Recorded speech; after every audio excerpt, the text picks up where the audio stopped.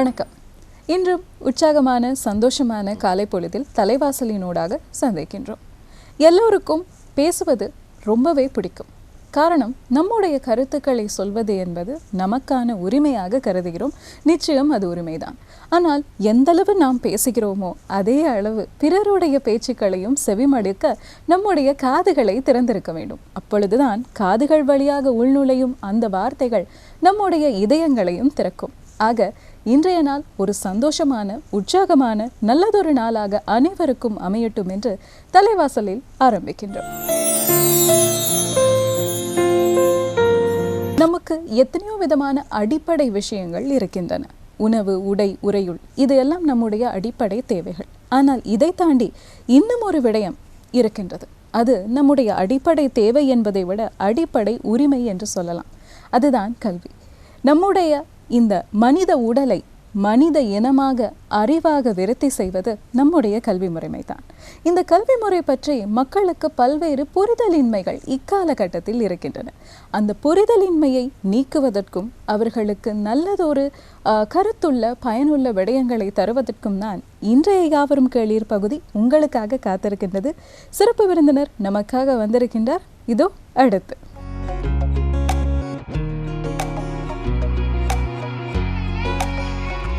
காலம் என்பது கடந்து கொண்டே செல்கின்றது. நிகழ்காலத்தில் இருக்கின்ற நாம் இறந்த காலத்தை பற்றி எப்பொழுதும் ஒரு அங்கலாய்ப்புடன் பேசுகின்றோம்.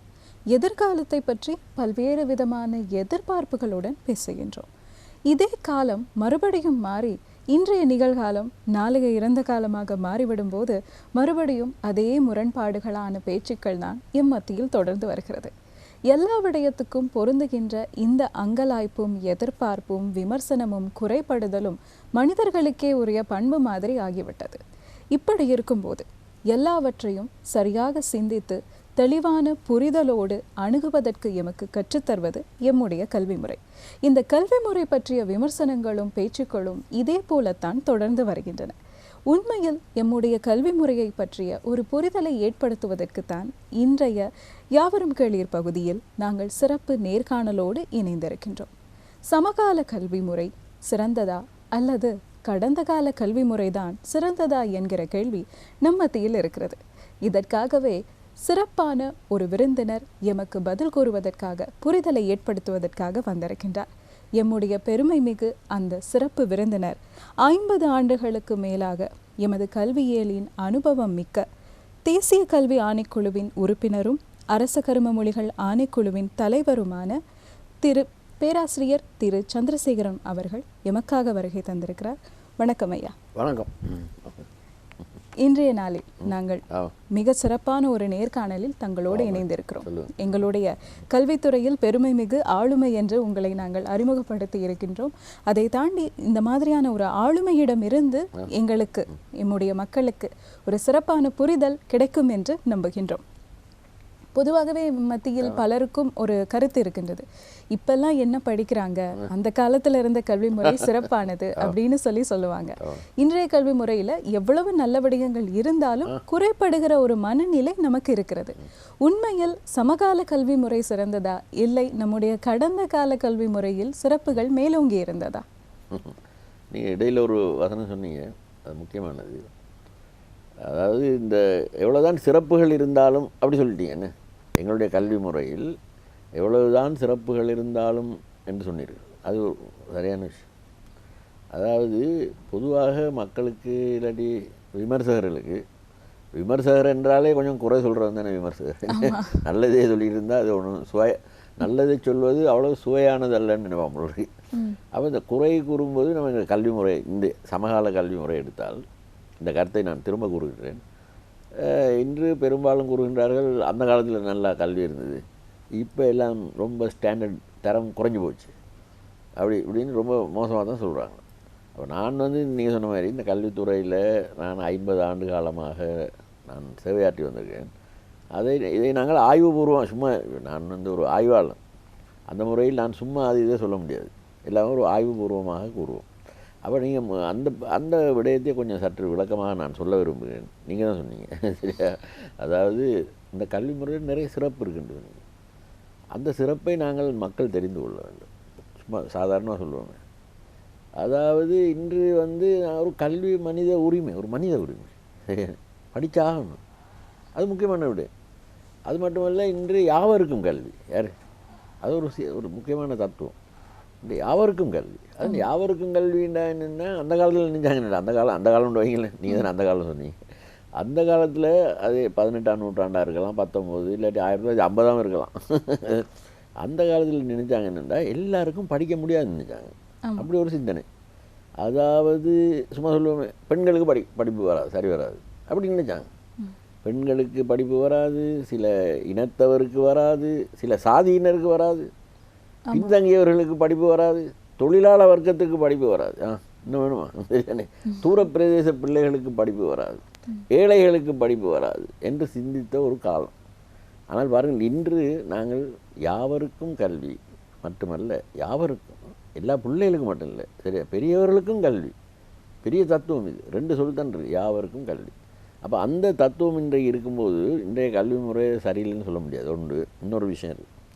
அந்த காலத்தில் நினைச்சாங்கன்னா, எல்லாருக்கும் படிப்பு வராதுன்னு நினைச்சாங்க. படிப்பு வராது, படிக்கின்ற ஆற்றல் இல்லை.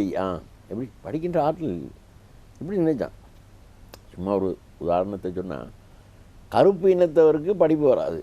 கருப்பு இனத்தை வந்து நம்மள மாதிரி இல்லை, இது வந்து ஆப்பிரிக்க கருப்பு இனத்தவருக்கு, அவர்களுக்கு படிப்பு முடியாது, படிப்பு வராது. ஏன் வராதுன்றா அது காரணம் சொன்னாங்க. இந்த கருப்பு இனத்தவன் வந்து இன்னும் சரியாக மனிதனாக அவன் கூர்ப்படையவில்லை, பரிணாமம் அடையவில்லை, லேசாக குரங்கு மாதிரி ஆள். அப்போ குரங்குக்கு போய் நம்ம மேத்தமெட்டிக் கணிதம் படிப்பிக்கலுமா, ஷேக்ஸ்பியர் லிட்ரேச்சர்லாம் படிப்பிக்கலுமா? படிப்பிக்க முடியாது. அதனால இந்த கருப்பினத்தவருக்கு போய் விஞ்ஞானம், கணிதம், இலக்கியம் இதெல்லாம் படிப்பிச்சா அது வந்து மிருகத்துக்கு படிப்பிக்கிற மாதிரி என்று நியாயப்படுத்தின காலம் பார்த்தீங்களா. ஆனால் இன்று, நான் சுருக்கமாக கூறுகின்றேன், ஆனால் இன்று யாவருக்கும் கற்கின்ற ஆற்றல் இருக்கின்று என்று நாங்கள் நினைக்கின்றோம். பார்த்தீங்களா, யாவருக்குமே கற்கின்ற ஆற்றல் இருக்குது. பெண்களுக்கும் கற்கின்ற ஆற்றல், கருப்பு இனத்தவருக்கும் கற்கின்ற ஆற்றல், சரிதானே. தூர பிரதேச பிள்ளைகளுக்கும் யாவருக்கும் கற்கின்ற ஆற்றல் இருக்கின்றது.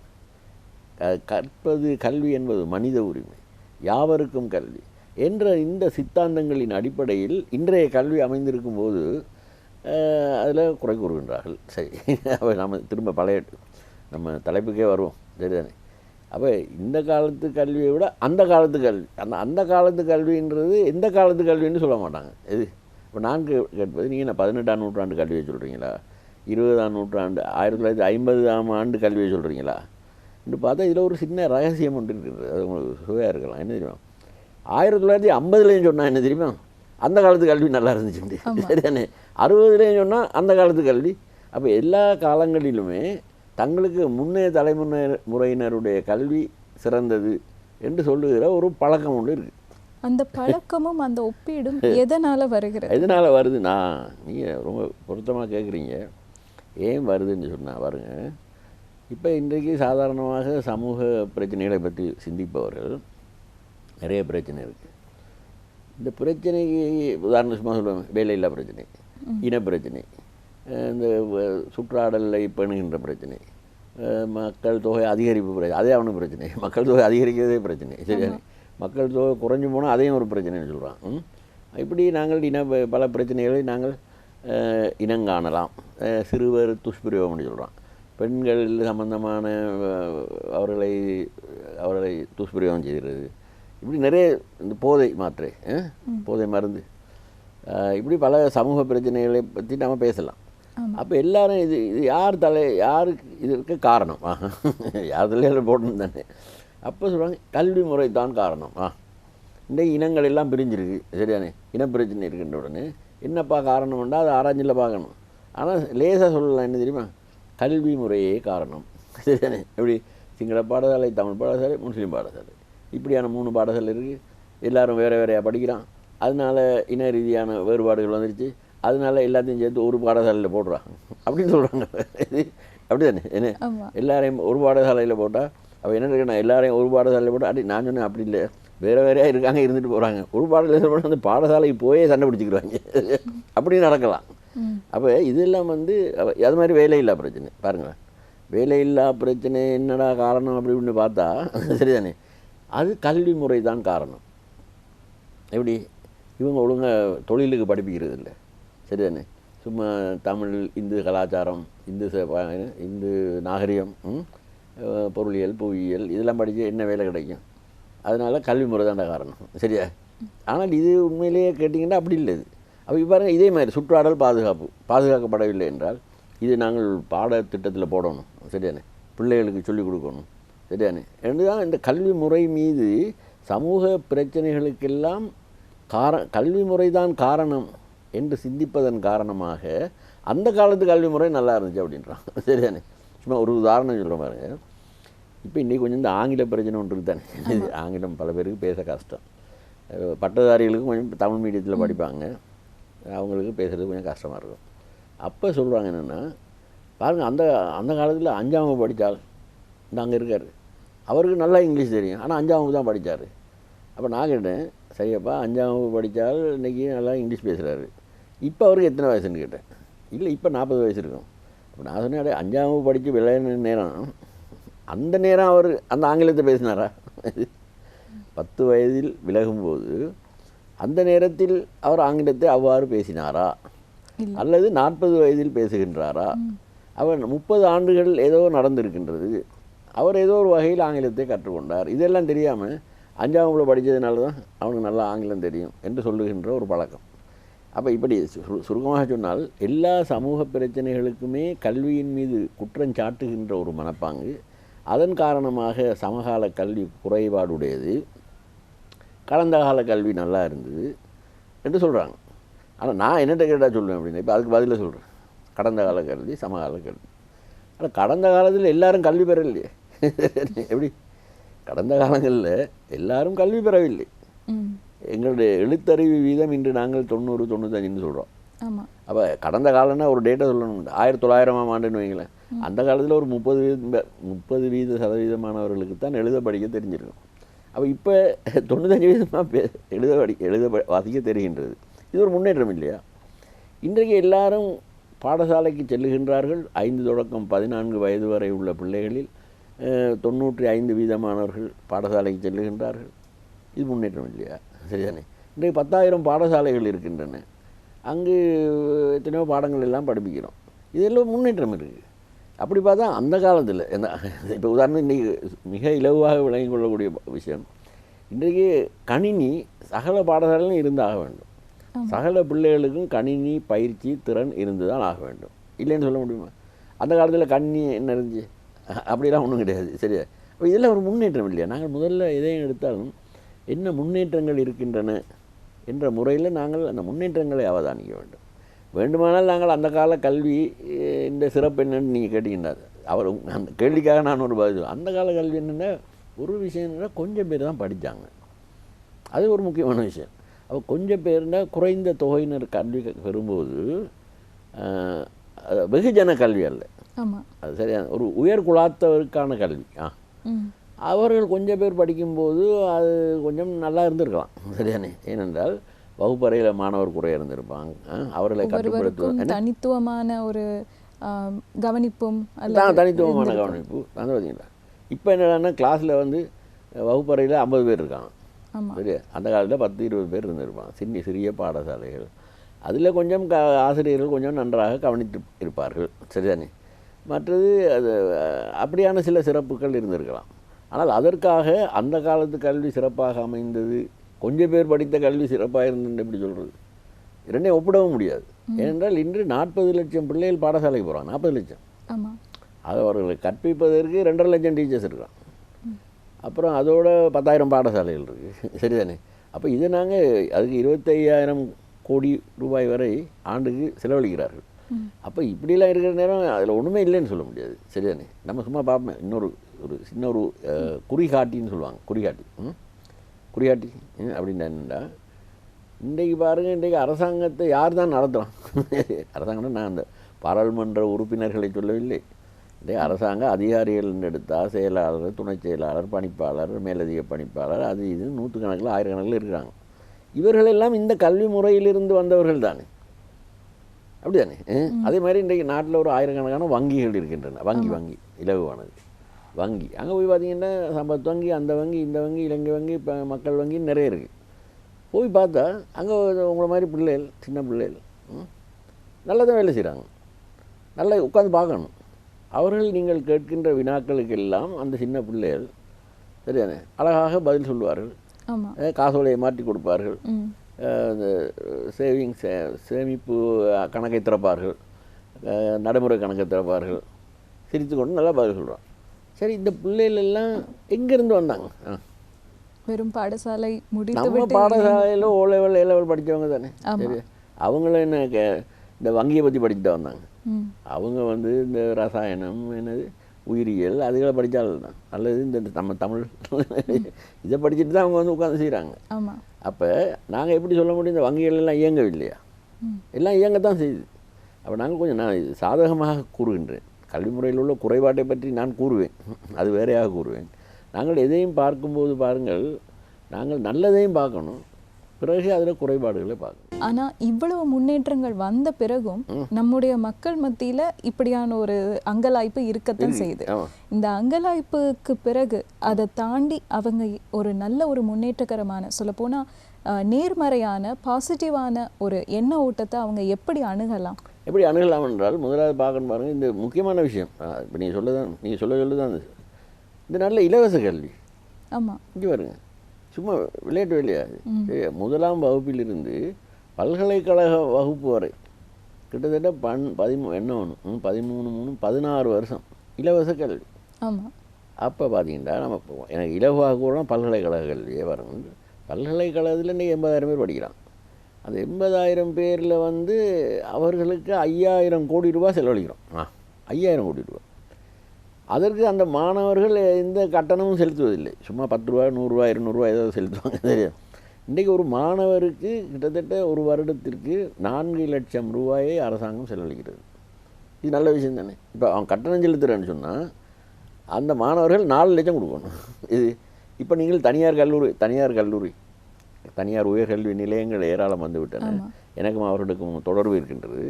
அங்கே போய் பார்த்தீங்கன்னா அவன் வருஷத்துக்கு 3 லட்ச ரூபா கட்டணும். இது தனியார் கல்வி. சரியா? அப்போ இந்த இலவச கல்வியும் ஒரு முக்கியமான ஒரு விடயம்.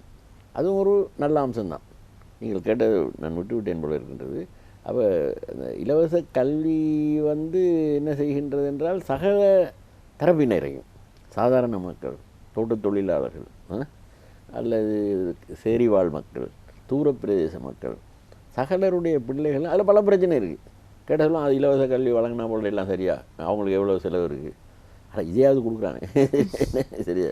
பல நாடுகளில் இது கூட இல்லையே. சரியா? பல நாடுகளில் இது கூட இல்லை. உதாரணத்துக்கு நான் எனக்கு இந்தியா சம்பந்தம் இருக்கின்றது. இந்தியாவில் வந்து இதை சொன்னால் அவங்களுக்கு நம்ப மாட்டேன்றார்கள். எதுங்க நம்முடைய இலவச கல்வி. உதாரணம், இன்றைக்கு மருத்துவ கல்வி இங்கு பயில்வது 5 ஆண்டுகள் அல்லது 6 ஆண்டுகள் இலவச கல்வி. ஆமாம். நீங்கள் இந்தியாவில் போய் படிக்க போனீங்கன்னா அவன் கோடிக்கணக்கில் கேட்பான். உங்களுக்கு சேர்றதுக்கே கோடிக்கணக்கு ஃபீஸ், அது கட்டணம், அது இது இல்லை. அவர்கள் இதை சொன்னால் சில இடங்களில் நம்ப மாட்டார்கள். இது இப்படி இருக்குது. எனக்கு வெளிநாட்டு அனுபவங்கள் இருக்கின்றன. அமெரிக்காவில் ஒரு பிள்ளை, இப்போ உங்களை மாதிரி ஒரு பிள்ளை ஒரு பட்டம் வாங்கணுண்டா 2 கோடி ரூபா அவனுக்கு வேணும். வேணா கடன் கொடுப்பான். கடனை திருப்பி கொடுக்கலன்னா அவங்கள உள்ளுக்கு வச்சுருவான். சரியா? இது அங்கெல்லாம் இலவச கல்வியெல்லாம் கிடையாது. குறிப்பாக உயர்கல்வியில் இலவச கல்வி கிடையாது. எங்கே? ஐக்கிய அமெரிக்காவில். ஆனால் பாடசாலை மட்டத்தில் அரசாங்க பாடசாலைகள் இலவசமாகத்தான் கற்பிக்கின்றன. அது உண்மை. பாடசாலை மட்டத்தில் இலவச கல்வி இருக்கின்றது. ஆனால் உயர்கல்வி என்று போனால் கோடிக்கணக்கான பணம், கோடிக்கணக்கான ரூபாய்கள் அங்கு தேவை. அந்த வகையில் இந்த இலவச கல்வி என்பதும் ஒரு முக்கியமான விடயம். நீங்கள் சொல்ல வந்து என்னவென்றால், இந்த மக்கள் பற்றி எப்படி அணுக முடியும்? மக்கள் என்ன நேர்மறையான எண்ணத்தோட எப்படி அணுக முடியும்? இல்லை, மக்கள் என்ன செய்ய வேண்டும் என்றால், இந்த கல்வி முறையை பயன்படுத்தி கொள்ளணும். நான் சொல்கிறேன், இப்போ இலவச கல்வின்னு சொன்னால் நாங்கள் தானே போய் பயன்படுத்தணும். ஆமாம். இலவச கல்வி என்று அரசாங்கம் பாடசாலையில் வச்சுருக்காங்க. அவன் வீட்டுக்கு வந்து இலவசமாக சொல்லிக் கொடுக்குறது இல்லையே. எங்களுடைய உரிமை அது எங்களோட. அப்போ இவர்கள் வந்து நாங்கள் பாடசாலையை விட்டு விலகாமல் பாருங்கள், இந்த வசதியை பயன்படுத்தி, இப்போ நீங்கள் பெற்றோரை பற்றி தான் கேட்குறீங்க, பெற்றோர்னு வைங்களேன். ஆமாம். இதில் நாங்கள் சொல்கிறோம், நாங்கள் இந்த கல்வியியல் ரீதியாக நாங்கள் சொல்கிறோம் என்னென்னா, இது ஒரு கூட்டு முயற்சி. கல்வி என்பது கூட்டு முயற்சி. சரிதானே? இப்போ உதாரணத்துக்கு நீங்கள் ஒரு படித்து வந்திருக்கின்றீர்கள் என்றால், நீங்கள் மட்டுமல்ல, நீங்கள், உங்களுடைய ஆசிரியர், உங்களுடைய அதிபர் மட்டுமல்ல, உங்களுடைய பெற்றோர் சரிதானே, இந்த முத்தரப்பினர் சரிதானே, பல தரப்பினர் இணைந்து தான் இந்த கல்வி செயற்பாடு போகும். அப்போ அந்த வகையில் பெற்றோர்கள் இந்த பாடசாலை கல்விக்கு கொஞ்சம் ஆதரவாக இருக்கணும் சரிதானே. உதாரணத்திற்கு அந்த பிள்ளை படிப்பதற்கான வீட்டில் சில ஏற்பாடுகள் இருக்கணும் சரிதானே. வீட்டில் சில ஏற்பாடுகளை செய்யணும். இவ்வளவு சொல்லி இவ்வளவு பாருங்கள். அது மட்டுமல்ல, நாங்கள் பாட நூல்களை இலவசமாக கொடுக்குறோம். அதை கொடுப்போம் பாடநூலை. இப்போ நான் படித்த காலத்தில் பாடநூல்லாம் கொடுக்க மாட்டாங்க, இலவச கல்வி மாதிரி இருந்தது. ஆனால் பாடநூலை வந்து நாங்கள் தான் வாங்கணும், கடையில் போய் வாங்கணும். இங்கேயும் தனியார் பள்ளிகளில் பாடநூட்கள் கடையில் வாங்குற ஒரு முறைமை தான் இருக்குது. ஆமாம், கடையில் தான் போய் வாங்கணும். ஆமாம், சரியா. இப்போ இருக்கிற பிள்ளைகளுக்கு இந்த பாடநூல் இலவசமாக வருதுன்றோன்னு கடையில் போய் வாங்குறங்கிற பிரச்சனையே கிடையாது சரியா. மற்றது அந்த நூலை தான் பயன்படுத்தணும். இலங்கையில் பாருங்கள், இலங்கையில் இந்த அரசாங்கம் வழங்குகின்ற நூலைத்தான் பயன்படுத்தணும் பாடநூலை. வேறு வந்து நூல்களை பயன்படுத்த முடியாது. ஒன்று. ரெண்டாவது, இது ஏன் சொல்கிறேன்னு சொன்னால், எங்களுக்கு ஒரே பாடநூல். இது வேறு நாடுகள் அப்படி கிடையாது. அங்கே வந்து சொல்கிறது பல பாடநூல். ஆமாம், மாநிலத்துக்கு மாநிலம் மாறுபடுது. அப்படியும் இல்லை, பள்ளிக்கு பள்ளி மாறுபடும். இல்லை, கொஞ்சம் சொல்கிறேன். இப்போ 8ஆம் வகுப்புன்னு வைங்களேன், கணித பாடம். 8ஆம் வகுப்பு கணித பாடத்துக்கு 4-5 பாடநூல் இருக்கும், பல பேர் எழுதியிருப்பாங்க. அப்போ அந்த நீ சொன்ன சரி, அந்த பாடசாலை ஒன்றை தெரிவு செய்யும், 4ல் ஒன்றை தெரிவு செய்யலாம். இங்கே அப்படி கிடையாது. இங்கே வந்து ஒரு பாடநூல் ஏகபோக உரிமையை அரசாங்கம் வச்சிருக்கு சரிதானே. நானும் சம்மந்தப்பட்டால் தான், அதனால சொல்கிறேன் சரியா. கொஞ்சம் சம்மந்தம் இருக்குது. எனக்கு கூட தனியார் எழுதுறது அவ்வளோ கொஞ்சம் விருப்பம் இல்லை, அதை பற்றி இப்போ பேச முடியாது. ஆனால் என்னென்னால், நாங்கள் கல்வி முறையை ஒரு தராதரப்படுத்த வேண்டும் என்பதற்காக, தராதரப்படுத்துறது தான் சொல்லலாம் சரிதானே, ஒரு தரப்படுத்த வேண்டும் என்பதற்காக நாங்கள் ஒரே பாடநூலை தான் வச்சுருக்கோம். அப்படின்னா என்ன அர்த்தம்னா, அம்மாந்தோட்டை, பருத்தித்துறை சரிதானே, 2 பிள்ளைகளும் ஒரே பாடத்தை தான் படிப்பாங்க, வேறு புத்தகம் கிடையாது. ஆனால் அதை நாங்கள் இலவசமாக வழங்குகின்றோம். அப்போ நீங்கள் கேட்ட கேள்வி என்னவென்றால், அப்போ நாங்கள் இந்த பாடநூல்களை பாதுகாத்தலாம் சரிதானே. மற்ற இன்னொரு விடயம் நீங்கள் கேட்டதுனால சொல்கிறேன், இது கொஞ்சம் புது விஷயம், இந்த பெற்றோருக்கும் சொல்லணும். இந்த நிகழ்ச்சியினூடாக நாங்கள் இந்த கல்வித்துறை சார்ந்தவர்கள், எங்களுக்கு இந்த ஆராய்ச்சி மாதிரி தானே வேலை எங்களுக்கு, எங்களுக்கு வேறு வேலை இல்லை. அப்போ என்னன்னு சொன்னால், இந்த பாடசாலையில் படிக்கிறதுனால மாணவர்களுக்கு கிடைக்கின்ற அறிவு, அனுபவங்கள் அல்லது சில மனப்பாங்குகள், இது எல்லாம் வீட்டுக்கு போய் சேருதாடான்னு பார்க்குறோம். இது கொஞ்சம் சிக்கலான விஷயம். இது எப்படி இந்த பிள்ளைகளுக்கு நாங்கள் பாடசாலையில் கற்பிக்கின்ற விடயங்கள் நல்ல விடயங்கள் இதெல்லாம். அப்போ எங்களுடைய எண்ணம் என்னவென்றால், 40 லட்சம் பிள்ளைகளுக்கு படிப்பிச்சா இவன் எதிர்காலத்தில் நல்லா வந்துடுவான். இப்போ இருக்கிற வளர்ந்தோர் பெற்றோர்னு வைங்களேன், இவங்க போய் நம்ம எங்கே போய் பிடிச்சி படிப்பிக்கிறது, அது சரி வராது. யார் இப்போ உதாரணத்துக்கு நம்ம வானொலியினூடாக தொலைக்காட்சியினூடாக ஏதாவது சொல்ல போனால் அவன் அதை நிறுத்திட்டு போயிடுவான், அவனை ஒன்றும் செய்ய முடியாது. அப்போ எங்களுக்கு வந்து பொதுமக்களுக்கு கற்பிக்கிறது கஷ்டம், அப்படி தானே. இப்போ ஸ்கூல்லன்னா பிள்ளைகள் எல்லாரும் வந்து உட்காந்துருப்பான், நல்லா மாட்டிக்கிட்டான்னு அவனுக்கு படிப்பிக்கலாம் சரிதானே. அவனுக்கு வழி இல்லை, எலும்பி ஓட முடியாது தானே. ஆனால் பெற்றோர் அப்படி இல்லை. அப்போ நாங்கள் யோசிக்கிறோம் என்னென்றால், இப்போ உதாரணத்துக்கு பாருங்கள், இந்த சுற்றாடல் பாதுகாப்புன்னு ஒரு விஷயம் இருக்குது சரிதானே. இப்போ சுற்றாடலில் வந்து என்ன மாணவராக பாதுகாக்க போகிறோம் சரிதானே, நாட்டு மக்கள் தானே பாதுகாக்கணும். அப்போ நாங்கள் கொஞ்சம் நினைக்கிறோம் என்னென்னா, இந்த சுற்றாடல் பாதுகாப்பு என்ற விடயம் இந்த பிள்ளைகளுக்கு கூடாக நம்ம சொல்லி கொடுத்து இது வீட்டுக்கும் போய் சேரும், பெற்றோரும் இதை கற்றுக்கொள்ளுகின்றானா அப்படி யோசிக்கிறோம். இதை கொஞ்சம் இன்னொரு உதாரணம் சொல்கிறோம் உங்களுக்கு. இப்போ இந்தியாவில் வந்து உங்களுக்கு தெரியும், இந்த எய்ட்ஸ் நோய் கொஞ்சம் பரவலாக இருக்குது சரிதானே. இலங்கை ஏதோ பரவலாக போல இருக்குது சரிதானே. இந்தியாவில் ரொம்ப மோசம். ஆப்பிரிக்கா நாடுகளுக்கும் இந்தியாவுக்கும் அதில் போட்டின்னு கூட சொல்லுவாங்க. இதில் நான் முந்தியா நீ முந்தியா சரியா, ஏன்னா எண்ணிக்கையில் அது அவள் அந்த பாடநூல்களை எடுத்து பார்த்தா 8ஆம் வகுப்பு 9ஆம் பாடநூல்களை இந்தியாவில் அதில் வந்து இதை பற்றி சொல்லியிருக்கான். இது ஒரு சிக்கலான விஷயம் தானே, எய்ட்ஸ் அது இதை பற்றிலாம் படிப்பிக்கிற கஷ்டம். இருந்தாலும் பாடநூலில் இருக்குது. அப்போ எங்களுடைய ஐடியா என்னென்னா, இந்த மக்களுக்கு இந்த எய்ட்ஸ் நோயினுடைய பற்றிய விவரங்கள், அது எப்படி பரவுது, அந்த மாதிரி விஷயங்களை இந்த பாடநூலில் இருந்தாவது அவன் படிச்சுக்கிறானா, இதுதான் நல்ல உதாரணம். அப்போ இப்படியான ஒரு சிந்தனை இருக்கின்றது. அப்போ நீங்கள் கேட்ட கேள்விக்கு பதில் என்னவென்றால், மாணவர்கள் பிள்ளை படின்னு சொல்கிறது அவன் என்னதாடா படிக்கிறான் அப்படின்னு பெற்றோர்கள் பார்க்குறது, படித்த பெற்றோர் பார்ப்பாங்க. யார் எனக்கு தெரியும் என்னென்னா சில படித்த பெற்றோர் என்ன செய்கிறாங்கன்னா பாருங்கள், இது நான் நல்லா சொல்கிறேன். படித்த பெற்றோர் பார்க்குறாங்க என்னென்றால் அவங்க படித்த காலத்தில் இருந்த பாடநூலை விட இது வேறு மாதிரி பாடநூலாக இருக்குது. இதில் விஷயத்தை எல்லாத்தையும் மாற்றி விட்டுட்டோம். ஏன்னா கால ஓட்டத்தில் இந்த விடயங்கள் எல்லாம் மாறிக்கொண்டு போகும். சிலபஸ் மாறும் தானே, புது புது விடயம் எல்லாம் வரும். அப்போ நம்ம அம்மாமாருக்கு அந்த காலத்தில் படித்தவங்களுக்கு அவங்களுக்கு இது விளங்காது சரியா. என்ன செய்கிறார்கள் எனக்கு தெரியும், அவர்கள் போய் டியூஷன் எடுக்கிறார்கள். யார்? அந்த தாய்மார் ஒரு ஆசிரியரிடம் போய் என்ன விடயம் என்னத்தை படிப்பிக்கிறது என்று சொல்லி அவர்கள் வேறாக கற்று தங்களோட பிள்ளைகளுக்கு படிப்பிக்கிறான். இது என்னது, இது ஆர்வம் பார்த்தீங்கன்னா. அப்போ முதல்ல நீங்கள் சொல்கிற இந்த மக்கள் பெற்றோர் என்ன நினைக்கணும் என்றால், கல்வியின் ஊடாகவே முன்னேற்றம், இதுதான் நவீன சித்தாந்தம். என்ன இது நவீன சித்தாந்தம் என்னவென்றால், கல்வி தகுதிகள் அதிகரிக்க அதிகரிக்க உங்களுடைய வாய்ப்புகளும் அதிகரிக்கும். எப்படி சரி, இது என்னென்னு சொன்னால், இப்போ நம்ம நாட்டில் வந்து சில பேர் நினைக்கிறாங்கன்னா இவங்கெல்லாம் படித்து, இப்போ எனக்கு நடந்தது சரி, என் நண்பர்களுக்கு நடந்தது. இது நாங்கள் மலை நாட்டை சேர்ந்தவர்கள். பதிலன்னா என்னத்துக்கு படித்து என்ன செய்ய, பேசாமல் தூக்கி கடையில் போடுங்க, இப்படி சொல்லியிருக்காங்க. உயர்கல்வியெல்லாம் படித்து இன்னும் பெருசாக சம்பாதிக்க போகிறான்னா என்ன 200 கிடைக்கும். அந்த காலத்தில் அவ்வளோதான் சம்பளம். சரி, அந்த காலத்தில் ஆசிரியர்களுக்கு 350 ரூபா சம்பளம். சரிதானே? இதில் படித்தவர் என்ன செய்ய போகிறாரு? இந்த எண்ணம் சரிதானே, படிக்காமலே எப்படிடா முன்னேறுது, இது அப்படி ஒன்று இருக்குது. சரிதானே? நம்ம ஆசாமிகள்கிட்ட இருக்குது. எனக்கே சொல்லியிருக்கிறான். உதாரணத்துக்கு நான் ஒரு வெளிநாட்டுக்கு ஜப்பானுக்கு போகிறேன் படிக்கிறது, எம்ஏ அது இதெல்லாம் படிக்க போகிறேன். அப்போ நம்ம பதில் இது பக்கத்து வீட்டுக்காரங்களாம் வந்து சொல்கிறாங்க, என்னதுக்கு ஜப்பானுக்கு அனுப்புறீங்க, பேசாமல் கடையை பார்க்க சொல்லுங்கள், இவன் ஜப்பானுக்கு போகிறது வாரது. அப்போ பார்த்தீங்களா, அப்போ பெற்றோர் அப்படி இல்லாமல் நான் சொல்லுகின்றேன், நாங்கள் கற்றால்தான் முன்னேற்றம், கற்பதனூடாக புதிய வாழ்க்கை வாய்ப்புகளை பெறுதல் என்ற அந்த உணர்வு. சரிதானே? இப்போ நான் யாழ்ப்பாணத்துலேயும் படிச்சுட்ருக்கேன்.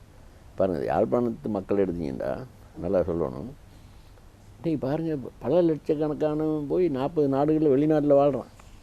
இதை வச்சு வாழ்கிறான். அவங்கள் ஒரு படித்த சமூகமாக இருந்ததன் காரணமாக அவர்கள் வெளிநாட்டில் போய் வாழக்கூடியதாக, அங்கே தப்பி பிழைக்கக்கூடியதாக இருக்கின்றது. அவனே எங்களுடைய பெற்றோர்கள் முதலில் முக்கியமாக கல்விதான் முக்கியம். நம்ம பிள்ளை எப்படியோ கற்றாக வேண்டும். ஏ லெவல் படித்தவன் பட்டத்தை பெற வேண்டும், பட்டத்தை பெற்றவன் பின்பட்டங்களை பெற வேண்டும். கேளுங்க. நீங்கள் சொன்னீங்களே இந்த பெற்றோர்களோட கண்காணிப்பு, பெற்றோர்கள் எந்த விதத்தில் பிள்ளைகளை கற்பித்து கொடுக்குறாங்களோ, அவர்களை எப்படி வழி நடத்துகிறாங்களோ, அவர்கள் மூலமாக தாங்கள் எப்படி கற்றுக்கொள்கிறாங்களோ, அதுதான் மிக முக்கியம். அதுதான் நம்முடைய சீரான கல்வி முறை அப்படின்னு சொல்லி நீங்கள் சொல்லியிருக்கீங்க. சொல்லப்போனால் நம்முடைய குடும்பங்களில் இப்போ ஒரு பிள்ளை படிக்குதுன்னா அந்த பிள்ளை மட்டும் படிக்கல, அந்த பிள்ளையோட கல்வி மூலமாக அந்த குடும்பமே கற்றுக்கொள்ளுது. அந்த குடும்பமே அடுத்த கட்டத்தை நோக்கி, ஒரு சமூக உயர்மட்டத்தை நோக்கி அடைவு பெறுகிறது. ஒரு நல்ல கல்வி ஆள குடும்பமா அல்லது ஆளுமை ரீதியாக அறிவு மட்டத்தில் அவர்கள் உயர்கிறார்கள். ஆக நாம் ஒவ்வொருவரும் நம்முடைய குழந்தைகளை, நம்முடைய பிள்ளைகளை இந்த குடும்பத்தின் வாயிலாக அவர்களை பள்ளிக்கு அனுப்புவதன் மூலமாக எங்களுடைய குடும்பங்களை நாங்கள் மேம்படுத்தி கொள்ளலாம். நமக்கு என்ன வேண்டுமானாலும் இல்லாது இருக்கலாம், வசதியோ அல்லது வேறு விதமான தேவைகளோ இல்லாது இருக்கலாம். ஆனால் கல்வி என்பது எங்களுடைய உரிமை. அந்த உரிமையின் மூலமாக எங்கள் குடும்பங்களை கட்டி எழுப்புவதன் மூலமாக இந்த ஒட்டுமொத்த சமூகத்தையே கட்டி எழுப்பலாம்ங்கிற ஒரு அற்புதமான கருத்தை எம்முடைய சிறப்பு விருந்தினர் இன்று எமக்கு சொல்லியிருக்கின்றார். இந்த கருத்துங்கிறது வெறும் கருத்து இல்லை, ஏன்னா பல பேரினுடைய நம்பிக்கைக்கு ஒரு மிகப்பெரிய உந்து சக்தின்னு சொல்லலாம். ஏன்னா எத்தனையோ பேர் தங்களுடைய பிள்ளைகளை படிக்க வைக்கிறாங்க அப்படிங்கிறது உண்மை, எவ்வளோ கஷ்டப்பட்டு படிக்க வைக்கிறாங்க. ஆனால் அவர்கள் மூலமாக தாங்கள் எப்படி கற்றுக்கொள்கிறாங்கங்கிறது கொஞ்சம் சிந்திக்க தவறி விடுறாங்க. அந்த சிந்திக்க தவறுகிற ஒரு அம்சத்தை நீங்கள் சுட்டி காட்டியிருக்கீங்க. அந்த சுட்டி காட்டுதலோட இன்னும் அவர்களுக்கு இறுதியாக ஏதாவது சொல்ல விரும்புகிறீர்கள்? இறுதியாக சொல்ல விரும்புகிறேன், பெற்றோர் வந்து பாருங்கள், நம்ம பெற்றோர்னு வைங்களேன், பரவாயில்ல, பெற்றோர்னே படி 6 மணி ஆயிடுச்சு படி, 1000 மணி ஆயிடுச்சு படின்னு சொல்கிறாங்களே ஒழிய எப்படி கற்றல் வேண்டும் சொல்ல முடியுமா? என்ன பிள்ளைகள் எவ்வாறு கற்றல் வேண்டும், நான் சொல்கிறது சரியா, பிள்ளைய எவ்வாறு கற்றல் வேண்டும் என்ற ஒரு விடயம் இருக்கின்றது. சரிதானே? ஆனால் அப்படி நாங்கள் இப்போ பாடசாலைகளில் நான் ஆசிரியர் பயிற்சியாளன், நாங்கள் ஆசிரியர்கள் சொல்கிறோம், ஐயா விடயத்தை கற்பிப்பதோடு அறிவை கற்பிப்பதோடு பிள்ளைகள் தாங்களாக சுயமாக ஆசிரியர் உதவியின்றி தானாக எவ்வாறு கற்றல் வேண்டும் என்ற சுய கற்றல் முறைகளை நீங்கள் அவர்களுக்கு கற்பியுங்கள் என்று நாங்கள் கூறுகின்றோம். சரிதானே? எவ்வாறு நூல் நிலையத்தை பயன்படுத்தலாம், கலைக்களஞ்சியத்தை பயன்படுத்தலாம், இணைய தளங்களை பயன்படுத்தலாம். இன்று படிப்பதற்கான ஏராளமான மூலாதாரங்கள் இருக்கின்றன. சரிதானே? அதை எப்படி பயன்படுத்தலாம் என்பதை பெற்றோர்கள் பத்திரிகையாவது வாங்கணும். பத்திரிகை வாங்கணும், ஜேர்னல்ஸ் சஞ்சிகைகளை வாங்க வேண்டும். வீட்டில் ஒரு நூலகத்தை வைக்கணும். ஏன் வைக்கக்கூடாது? சரிதானே? வீட்டில் நூலகம். அப்போ பிள்ளை தொலைக்காட்சியின் ஊடாக அறிவை பெறுகின்ற வாய்ப்பு. சரிதானே? இவற்றை பெற்றோர் அறிவினுடைய மூலாதாரம் என்ன? இதெல்லாம் சின்ன விஷயம். நான் சொல்லி பெரிய விஷயமா இதுக்கு போய் நான் பெரிய பெரிய பேராசிரியர் இதெல்லாம் சொல்கிறது இல்லை. இப்படி இன்னும் ஒரு விடயத்தை மட்டும் சொல்கிறேன், முடிக்க போகிறேன். இன்று நாங்கள் ஒரு சொல் பயன்படுத்துகின்றோம், கற்கும் நிறுவனங்கள், கற்கும் தாபனங்கள். அது என்ன கற்கும் தாபனங்கள்னால் பாடசாலை, பல்கலைக்கழகம், இதானே கற்கும் தாபனங்கள்? அப்படி அல்ல. இன்று நாங்கள் கூறுகின்றோம், பாடசாலை மட்டுமல்ல, பல்கலைக்கழகங்கள் மட்டுமல்ல, நாட்டிலே இருக்கின்ற சகல நிறுவனங்களும், சகல தாபனங்களும், சகல குடும்பங்களும், சகல அலுவலகங்களும், சரிதானே, சகல வழிபாட்டு தலங்களும் எல்லாமே கற்கும் நிலையங்களாக, நிறுவனங்களாக மாற வேண்டும். அதில் முக்கியமானது குடும்பம். பிள்ளை பெற்றோர்கிட்ட இருந்து தான் நல்ல விஷயங்களெல்லாம் கற்கணும். இப்போ பெற்றோர்கள் தங்களை நினைக்க வேண்டும். தாங்கள் சும்மா பெற்று போட்டால் போல போதாது, தாங்களும் ஒரு கற்கும் நிறுவனம் என்று கருத வேண்டும். சரிதானே? இதைத்தான் நான் அவர்களுக்கு கூற விரும்புகின்றேன். நல்ல விடயங்களை சொல்லிக் கொடுங்கள், நன்றாக நடந்து கொள்ளுங்கள். உங்களிடமிருந்து தான் பிள்ளைகள் அறநெறிகளை கற்கின்றார்கள். சரிதானே? அறநெறிகளை, சில ஒழுக்கங்களை, நல்ல சிந்தனைகளை பெற்றோரிடம் இருந்து பெறுவான். சரிதானே? ஸ்கூலில் ஏதோ கொஞ்சம் நேரம் வச்சுருப்பான். அப்படி தானே? காலையில் 8 மணிக்கு போனால் 2 மணியோடு விட்டுருவான். அப்புறம் பெற்றோர், அப்போ பெற்றோர் ஒரு முன்னுதாரணமாக அமைதல். அப்படி தானே? சரி, பெற்றோரை பார்த்து அப்படியான விடயங்களை நான் அழுத்தமாக கூற விரும்புகிறேன். மனிதர்கள் என்றாலே அவர்கள் இன்டலெக்சுவல் சமூகமாக பரிணமிக்க வேண்டும் என்றுதான் எல்லோருமே சொல்வார்கள். காலத்துக்கு காலம் அது கல்வியினூடாக நாங்கள் சாத்தியப்படுத்த வேண்டும் என்று இன்றைய நேர்காணல் உங்கள் அனைவருக்கும் ஒரு பயனுள்ளதாக கூறி சென்றது. இன்று எமக்காக கலந்து கொண்டு அற்புதமான பல கருத்துக்களை கூறியிருக்கிறார் எம்முடைய சிறப்பு விருந்தினர். 50 ஆண்டுகளுக்கு மேலாக எம்முடைய கல்வியியலில் அனுபவம் மிக்க தேசிய கல்வி ஆணைக்குழுவின் உறுப்பினரும் அரச கர்ம மொழிகள் ஆணைக்குழுவின் தலைவருமான பேராசிரியர் திரு சந்திரசேகரன் அவர்கள். நன்றி ஐயா. வணக்கம். நன்றி.